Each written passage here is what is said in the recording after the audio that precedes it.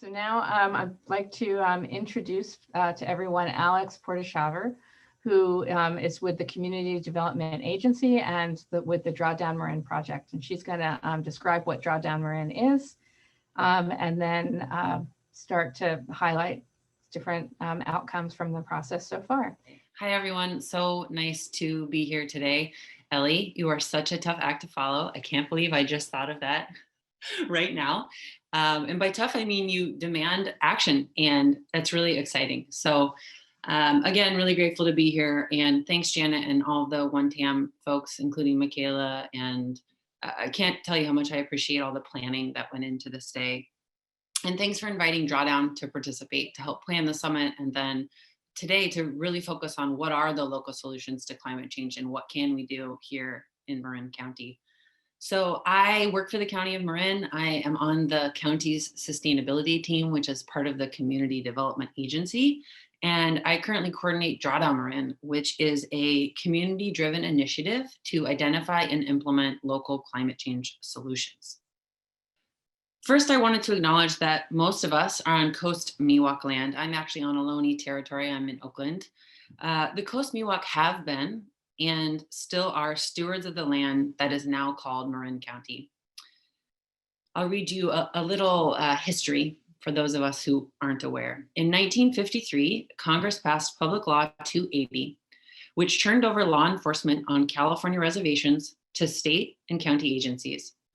By 1958, the federal government terminated the recognition of Coast Miwok people, as well as many other tribes. Over 40 years later, the Coast Miwok are once again a federally recognized tribe. Legislation was signed in December 2000, granting the Federated Indians of Grattan-Rancheria, formerly known as the Federated Coast Miwok, full rights and privileges afforded federally recognized tribes. Currently, there are almost 500 members registered with the tribe. The Coast Miwok people have been successfully adapting to and mitigating climate change in this area since the last ice age.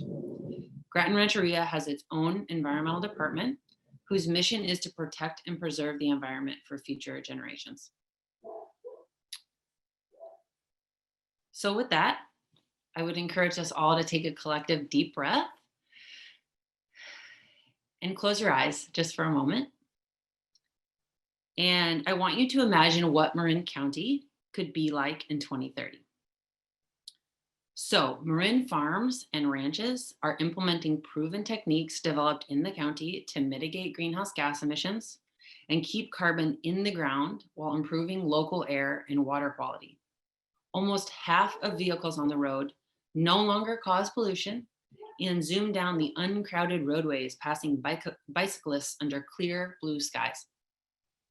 All Marin County residents are represented and integrated into a collective effort to address climate change. So you can open your eyes and let's really focus on that, because to Ellie's point, it's possible. We have the technology and we can do it. So let's focus on that as I go through the presentation. If you could launch the poll, that would be great. So we've talked a lot about funding and the need to find creative ways to fund these efforts and policies and programs that we know we need to implement. So I'm wondering, would you be willing to pay a tax or fee to help create that future that we all just envisioned? Just give it a few moments here for folks to fill out the poll. The options, yes, this is just important as wildfire prevention. So we know in Marin, we just passed Measure C to fund wildfire prevention. Yes, but it depends on how much and what projects would get funded. No, the government should pay to address climate change. And no, only large polluters should pay to address climate change. All right, I love it. 75% of you said yes, this is just as important as wildfire prevention. Yes, but it depends on how much and what projects would get funded. That's fair. Obviously, more details need to be developed. No one said no, the government should pay to address it.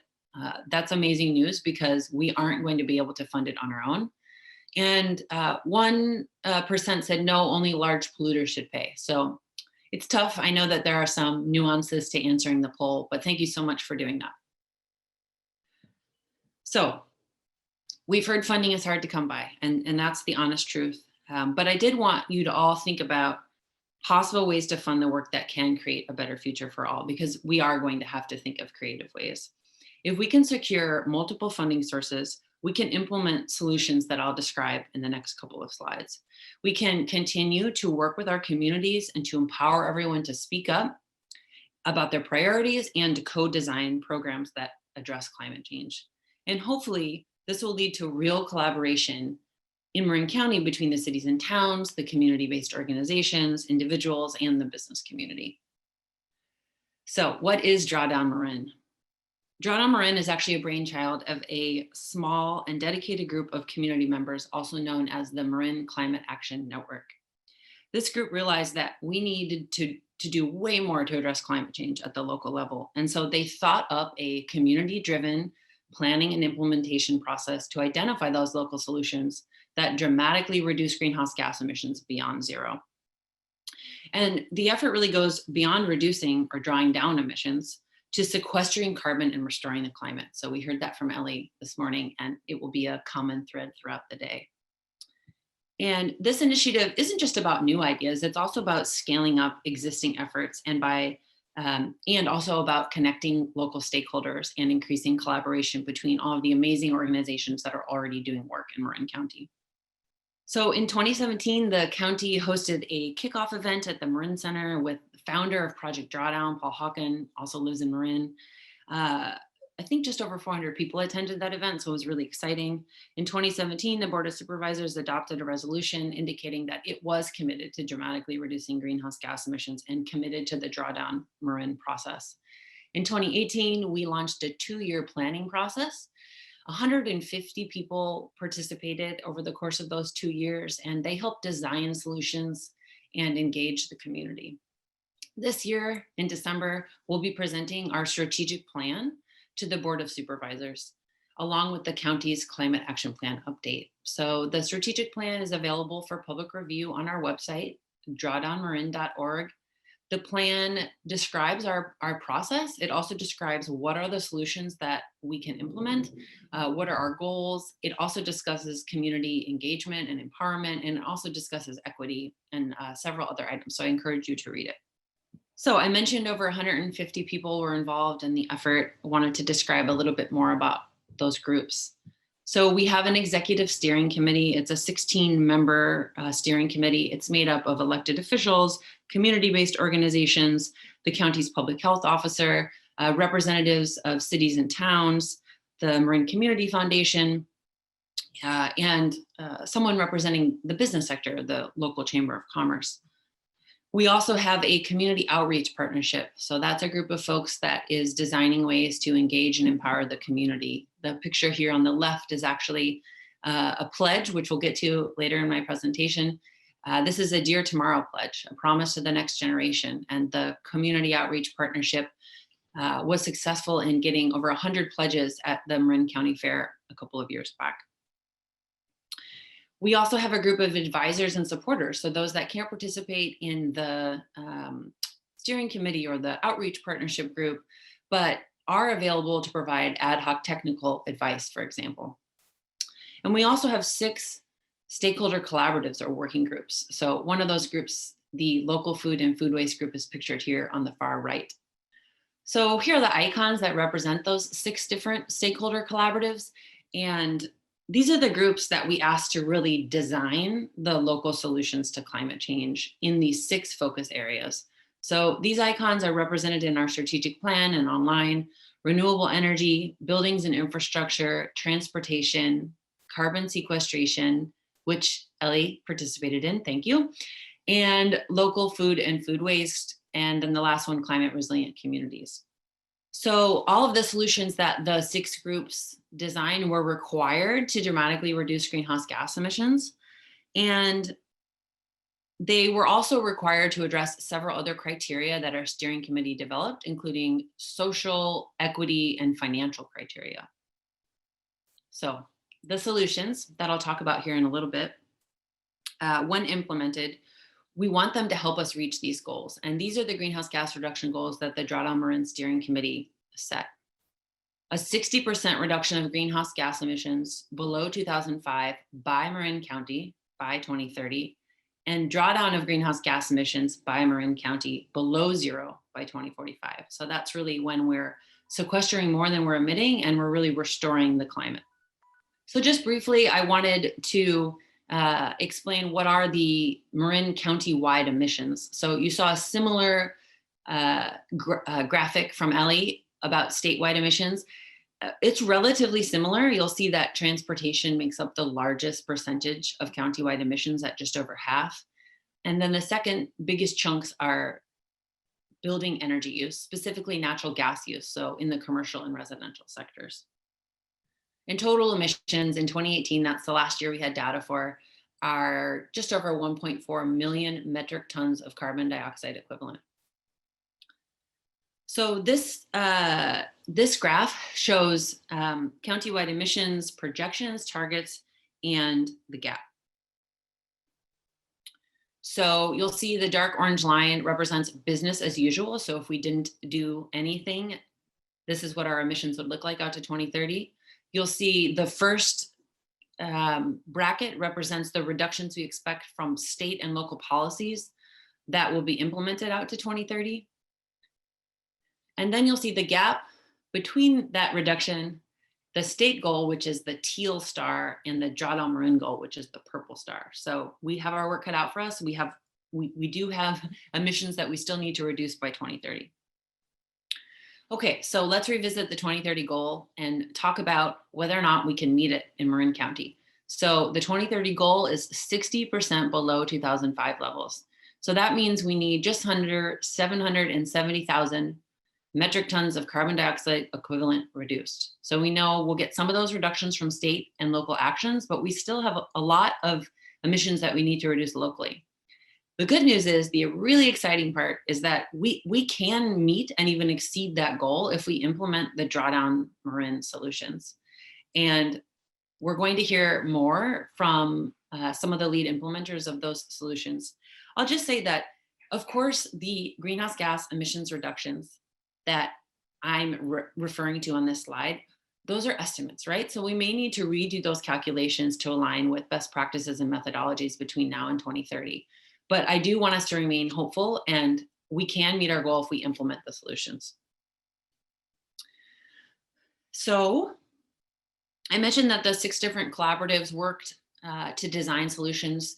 Each group worked over a course of 6 months to do that. It was a lot of work, a lot of hours, internally grateful for their work.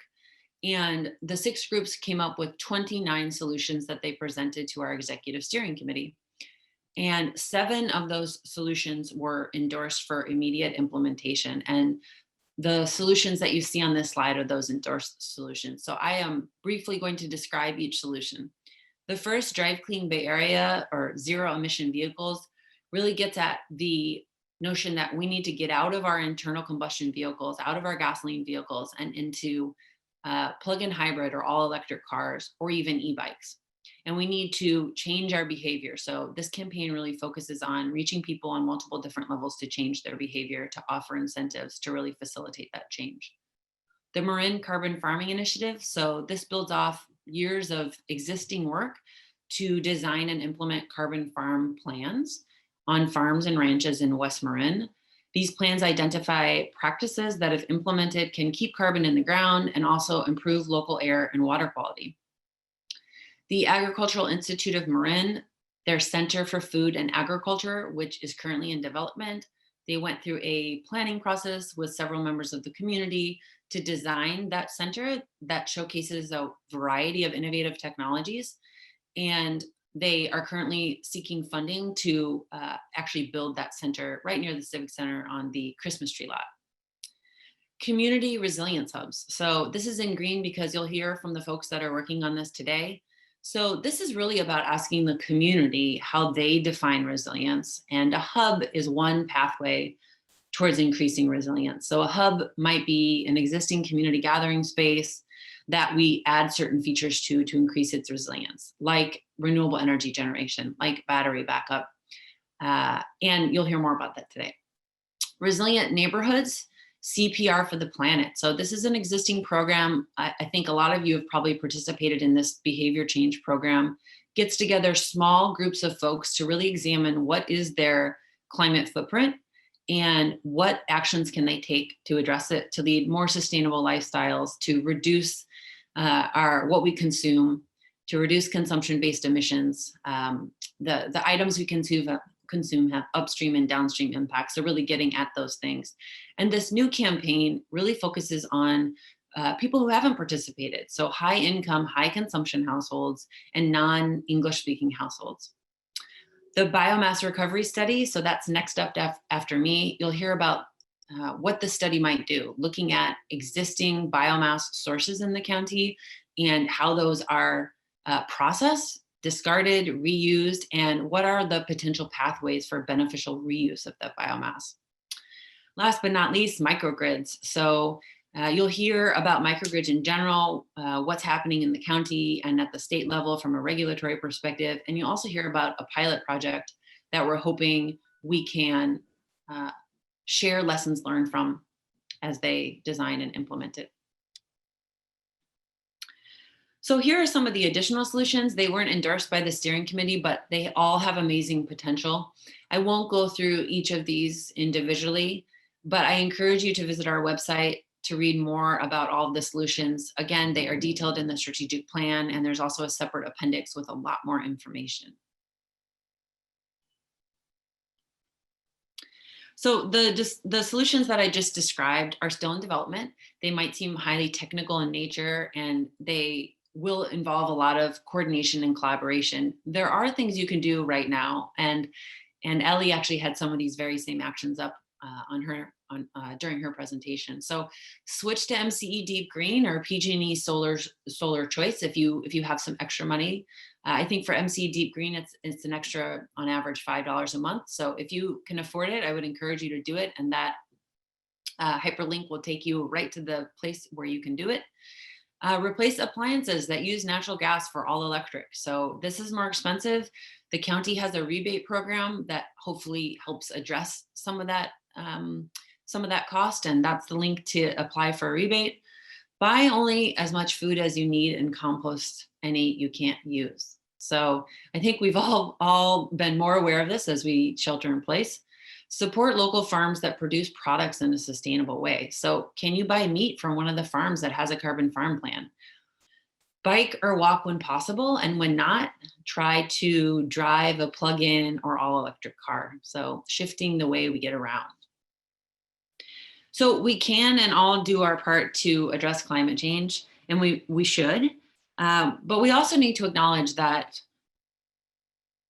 climate change impacts don't affect everyone in the same way. So frontline communities suffer first and worst from climate disasters. Those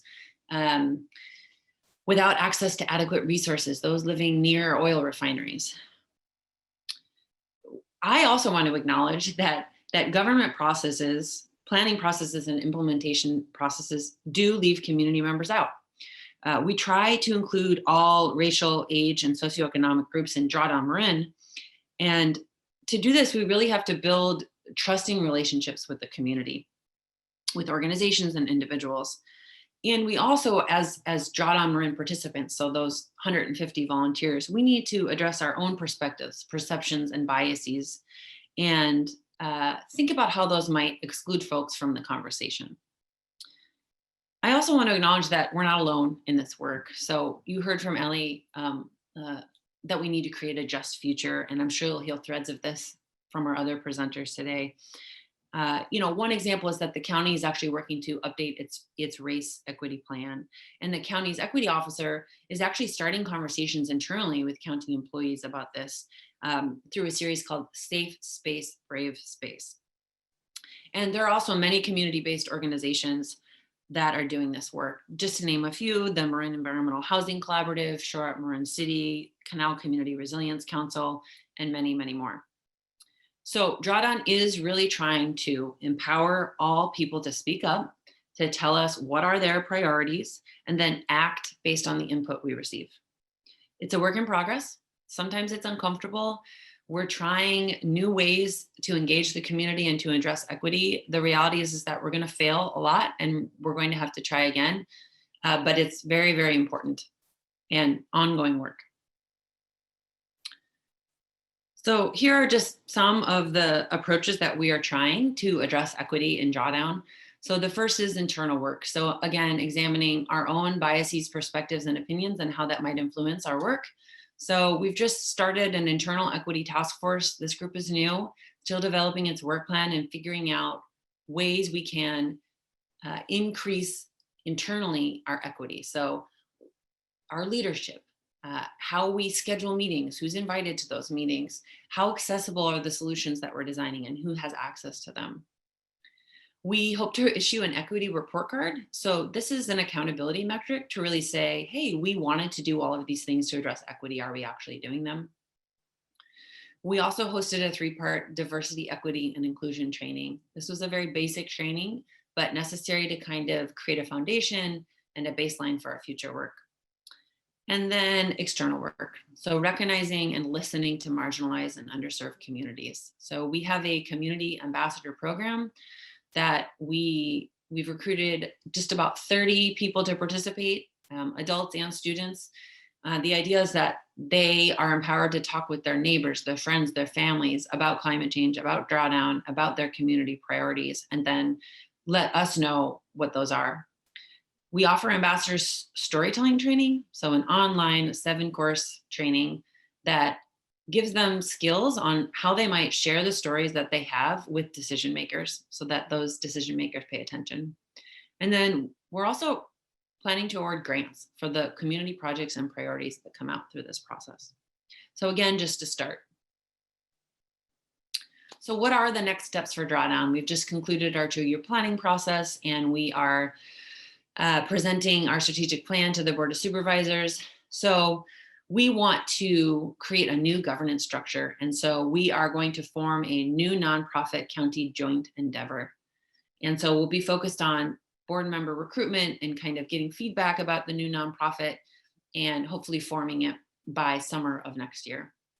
We want to implement the solutions. So you'll hear about 3 of these solutions today, but we really want to implement the solutions for multiple different reasons. Yes, to address climate change. Yes, to show that we can be successful. And this will help us to secure funding. So we need to raise funding from multiple sources, public dollars, private money, foundation money, lots of different sources. And last but not least, continue to connect with and empower the community to act. I have to acknowledge that, yes, we're in uncertain times. We can't wait for things to get back to normal. It's probably one of my biggest pet peeves. We don't want to go back to normal. We have to create a totally different future. And we need to continue to take bold action right now. We have to act in the context of other equally important challenges. So systemic racism, COVID-19, and many others. We have to link our efforts to other requirements. So the reality is that local governments are going to have to address significant budget shortfalls and staffing shortages. So how can we link our efforts to address climate change to other requirements in regulations? And then creative ways to engage people virtually. So One Tam and this summit may be a great example of that. So yes, Zoom, but other ways that we can continue to engage and excite people to take action. Okay, how can you get involved? So take action right now, some of those individual actions. Tell us your community's priorities. So we want to hear from everyone. If you have ideas to share, please do share those. Let your local electeds know climate change is a priority. So as we allocate existing funding, and we know that funding is being allocated to a variety of different programs, let them know climate change is still a priority. And collaborate with us. So there's lots of ways to collaborate with us. If you're a technical expert and you want to help with a solution, if you want to co-sponsor an event like this or any other kind of event, there's lots of different ways to collaborate.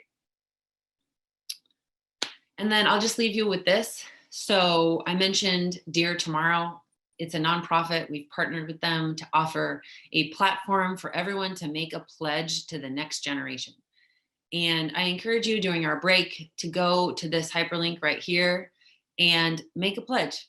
You can submit a photo pledge, you can write a pledge, but really let us know, what are you promising to the next generation? Because we all need to make a promise right now to act. And that's it. Thank you so much.